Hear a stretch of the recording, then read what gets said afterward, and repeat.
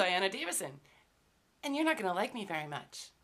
Hey everyone, it's been 2 minutes and I haven't been raped yet, but I sure feel like my mind has been raped. Political correctness is a scourge upon our society. Rape, rape, rapey rape. Her voice is like fingernails on a blackboard. Fucktards, go back to the kitchen. You're not ready to play with the big boys. The power is in your hands, women. It has always been in your hands. Women were never oppressed. A complete cunt. That's a terrible thing to do. You're a very bad person. Right, so that's another Canadian. That's 3 out of the last 5 in this series have been from Canada. Look, Canada, we need to talk, okay? We're all here because we love you. But you're hurting those around you. And you're hurting yourselves. So this is an intervention. We're all here because we love you. So please, please, stop producing so many massive dickheads.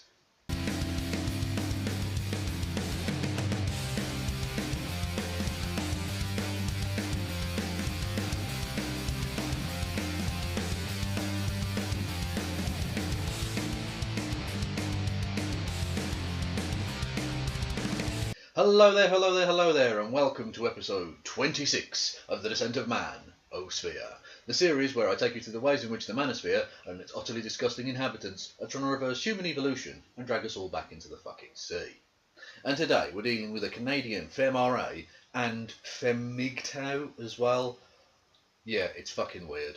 Anyway, it's Diana Davison, who many of you may know as the owner-operator of the Herpaderpapalooza channel here on YouTube called Feminism LOL. Yeah, seriously, that's the name of her channel. Now, as I said, she's sort of a femme, sort of a femmigtau.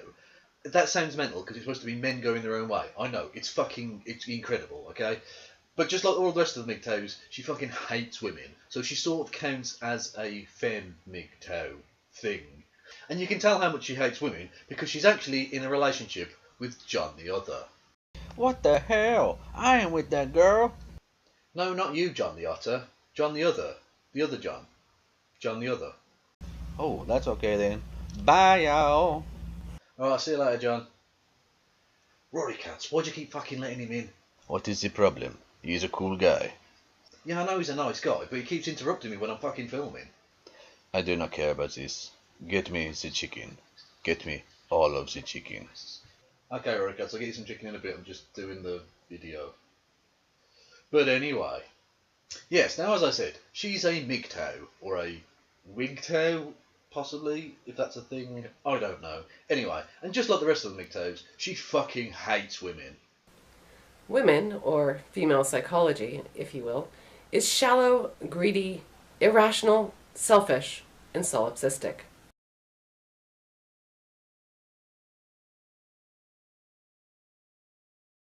And then they cater their manipulation to those things.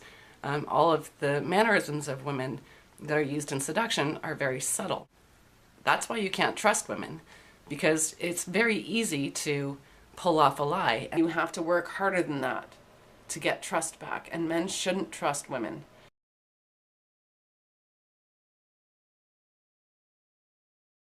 The level of devotion a woman shows towards entering the classic domain of men, the workforce, and remaining there, is mostly based on her level of desire to prevent men from existing outside the control of women.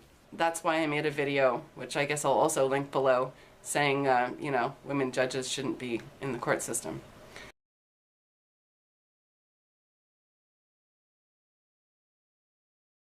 Even if we shunt Betty Friedan aside, we're left with a constant barrage of the modern female entitlement.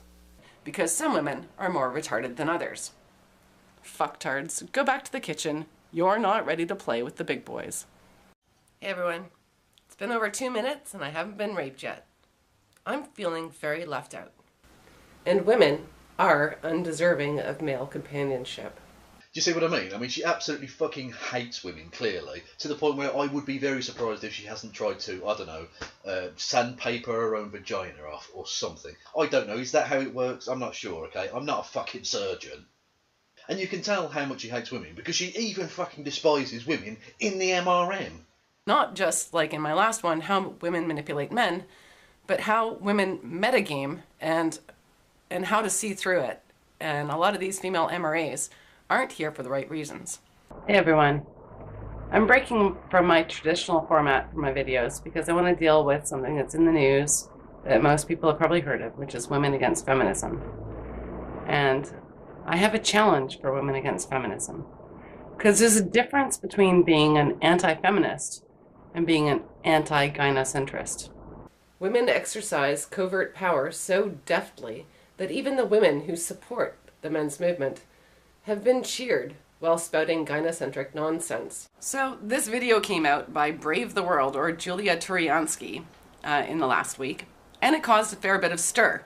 So much of a stir that MRAs and MGTOW, who are not connected and normally don't get along, kind of united in their hatred of this girl. There's a term that I hear in the MGTOW community quite often, which I love, which is navel gazing. Women are navel gazing. They're completely absorbed with themselves and the way they look. So women against feminism. I want to believe in you, but I don't fucking trust you. I think that's the case with women against feminism. Some of these women aren't so retarded as the other women, but unless they show us that they aren't gynocentric, then they're still retarded. I can only imagine that this must originate from the fact that she fucking hates the fact that she herself is a woman. Because while self-hatred is obviously not always the reason for all these sorts of things, in this instance, I can't see any other reason for it. But anyway, talking about her hatred of women, now it's time for...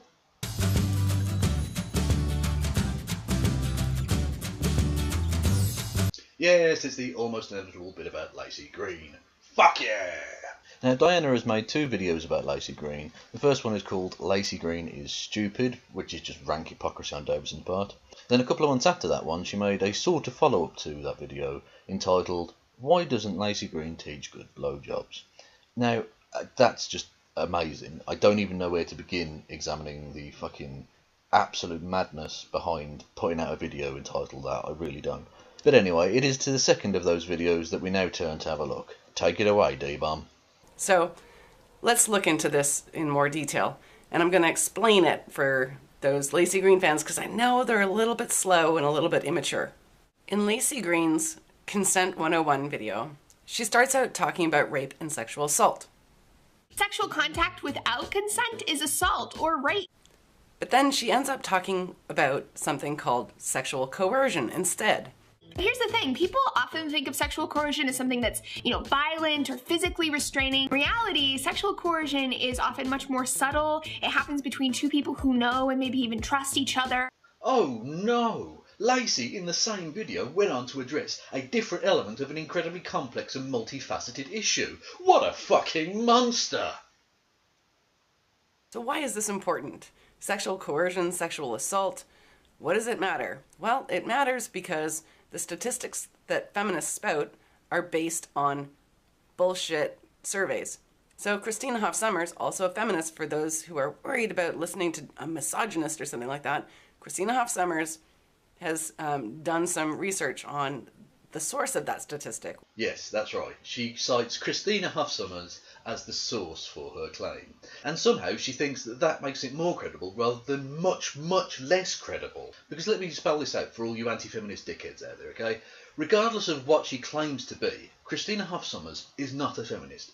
At all, okay? And do you want to know why I'm so sure about that claim? It's because bigoted anti-feminist shitstreaks like Diana Davison keep using her as a fucking source. The material that Christina Hoff Sommers produces is anti-feminist. She is an anti-feminist.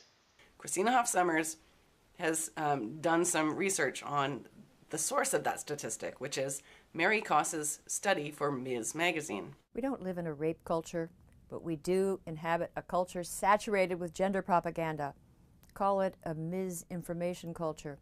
And nowhere is the misinformation more rampant than in the area of sexual assault. Koss and her colleagues concluded that 15.4% of respondents had been raped, and that 12.1% had been victims of attempted rape.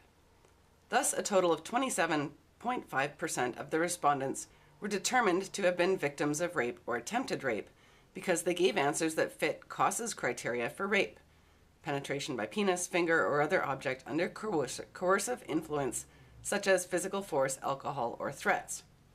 However, That is not how the so-called rape victims saw it. Only about a quarter of the women Koss calls rape victims labeled what happened to them as rape.